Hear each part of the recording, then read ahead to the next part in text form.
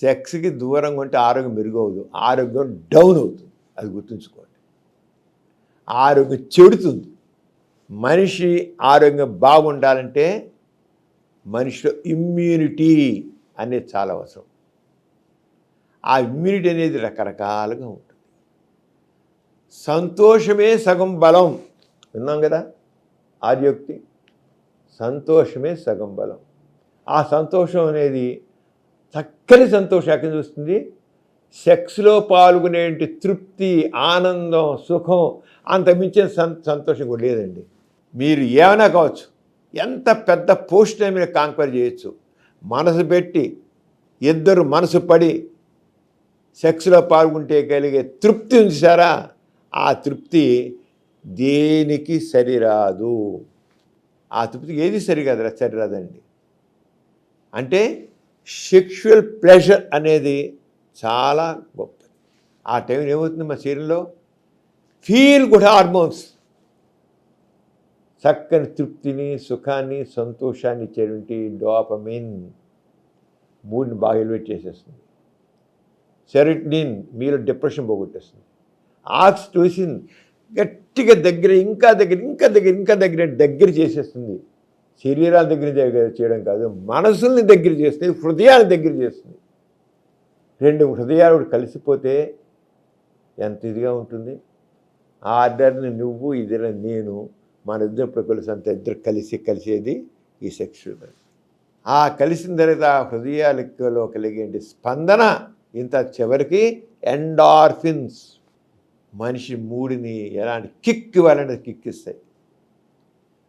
ఆ కిక్ ఎంతంటే మామూలు కిక్ కాదు, చక్కని మధురమైన స్పందన.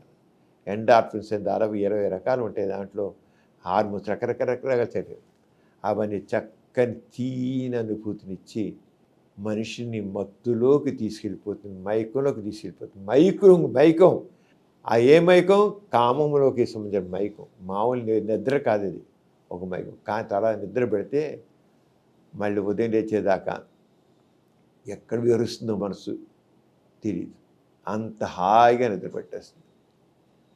ఎవరైతే చక్కగా మనసు ఉల్లాసంగా ఉంచుకుంటారో, ఎవరైతే మనసు పడి పనిచేస్తారో, ఎవరైతే జీవితాన్ని హాయిగా ఆనందం ఉంచుకుంటారో వాళ్ళల్లో ఇమ్యూనిటీ చక్కగా పెరుగుతుంది, వాళ్ళ ఆరోగ్యం చక్కగా ఉంటుంది. అంచేత సెక్స్లో పాల్గొంటే ఆరోగ్యం చెడ్డ ఏంటి? చాలా బాగుంటుంది. ఏదో బ్రహ్మచర్యం గొప్పది అంటారు, బ్రహ్మచర్యం గొప్ప కాదు. ఇంతవరకు ప్రపంచంలో చెప్పండి, బ్రహ్మచర్యం పాటించి అందరికంటే ఎక్కువగా చెప్పండి. బ్రహ్మచారి చాలా ఉన్నారు, వాళ్ళు ఉన్నారు, బ్రహ్మచారి ముందు ఉన్నారు. ఎంతమంది ఆధ్యాత్మికంగా బ్రహ్మచారులుగా ఉన్నారు. ఎవరైనా మామూలు కంటే డబల్ లైఫ్ జీవించిన వాళ్ళు ఎవరిని చెప్పమనండి. అస్ఖలిత బ్రహ్మచారులు అనేవాళ్ళు కూడా అనుకుంటారు. అస్ఖలిత బ్రహ్మచారి ఎవరు ఉండండి అసలు. నోయింగ్లు అందులోకి వీర్యం పోతాను, బయట పోతాను. అస్ఖలిత బ్రహ్మచారులు ఉండు. ఆ వీరి కోసాలు కట్ చేసి టెస్టిస్ కొట్ చేసి పక్కన పరిస్తే కొద్దిలాగా మారాల్సింది తప్ప వీర్యం రాదు. అలాంటి వాళ్ళు తప్ప టెస్టికల్స్ లేకుండా పోవాలి, వీరి కోసాలు లేకుండా పోవాలి, ప్రోస్టేట్ గ్లాండ్ లేకుండా పోవాలి. అప్పుడు అస్ఖలిత బ్రహ్మచారి అవుతాడండి, లేకపోతే వాడవాడు. అంచేత ఎవ్వడు కూడా బ్రహ్మచర్యం ఉన్నట్ల మాత్రం వాళ్ళు ఏ రకంగా కూడా వాళ్ళు జీవితం గొప్ప ఉండదు. సరే, జీవితం ఎక్కువగా ఆరోగ్యంగా జీవించాలంటే మనిషికి సుఖం ఉండాలి, హాయి ఉండాలి, ఆనందం ఉండాలి. మనం ఎప్పుడైనా సరే ఎవరైతే సంతోషంగా ఉంటారో, హాయిగా ఉంటారో, జీవితాన్ని ఆనందిస్తారో వాళ్ళు ఎక్కువ కాలం జీవిస్తారండి. సెక్స్లో పాల్గొనకపోతే ఆ ఉండాల్సిన రావాల్సిన ప్లెజర్ రాదు, ఆ సుఖం రాదు, మధుర అనుభూతి రాదు. రాకపోతే వాళ్ళకి తెలియకుండానే వాళ్ళల్లో ఒక రకమైన డల్నెస్ ఉంటుంది. మెకానికల్, యాంత్రికం. జీవితంలో ఏమాత్రం కూడా ఎక్కడ కూడా వాళ్ళకి ఏ రకమైన ప్లెజర్ అనిపించదు. చెప్పాం కదా, లైంగిక తృప్తికి మించిన తృప్తి మరొకటి లేదు. ఆ తృప్తిని చక్కగా అనుభవించిన వాళ్ళే ఎక్కువ కాలం జీవిస్తారు. జీవించడానికి కాలం అంటే ఇమ్యూనిటీ అంటాం మనం. ఆ ఇమ్యూనిటీని బాడీ బిల్డింగ్కి బాగా ఉపయోగపడుతుంది. బాడీ బిల్డప్ అవ్వాలంటే, బాడీ స్ట్రాంగ్గా తయారవ్వాలంటే, హాయిగా ఉండాలంటే ఇమ్యూనిటీ కావాలి. ఆ ఇమ్యూనిటీ ఎందుకు వస్తుంది?